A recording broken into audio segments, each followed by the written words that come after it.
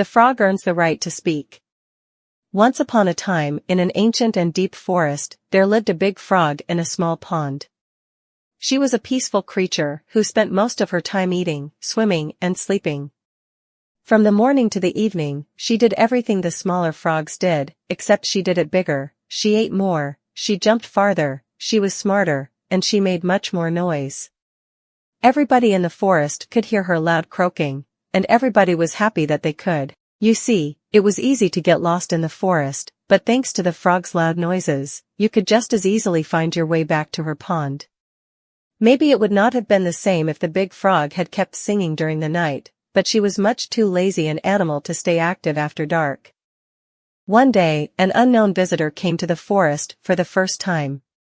It was a young woman, dressed in a beautiful gown. She was walking fast through the woods, as if she was running away, and she never looked back. Many eyes spied the princess pass by, but no one dared to help her, for the mad hunter was on her trail. "This is not our business," they said, "and we had better look away," for the mad hunter was an unyielding man who loved nothing but hunting down prey for money and glory. Nothing could escape his piercing eye for long. So, the princess walked alone, without help, until she was hopelessly lost in the big forest. Exhausted, she pressed on with no idea of where she was heading, as the hunter drew ever closer, dogged in his pursuit. She continued this way until she heard a heavy croaking, far off to her left, so clear and loud that the princess immediately made for the source of the noise. A few minutes later, she reached the big frog in the small pond, and the frog looked at her with a gentle smile. "Help me, please," said the princess. "I need a place to rest and to hide." "Ribbit," answered the frog, and the princess frowned. "Please, stop making noise. The mad hunter is after me."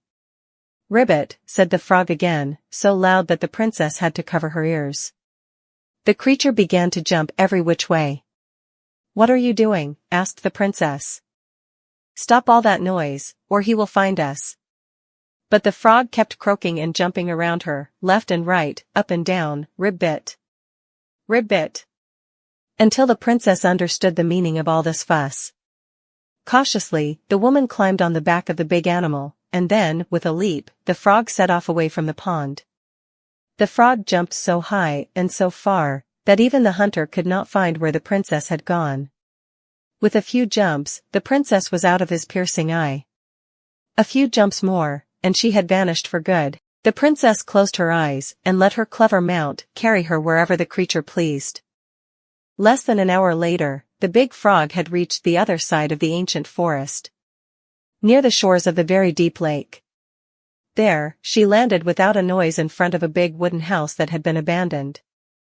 "Thank you," said the princess, covering the animal's snout with kisses. "I only wish you could speak, so I would have understood what you were trying to do sooner." As she pronounced those words, something incredible happened. The big frog was suddenly able to speak.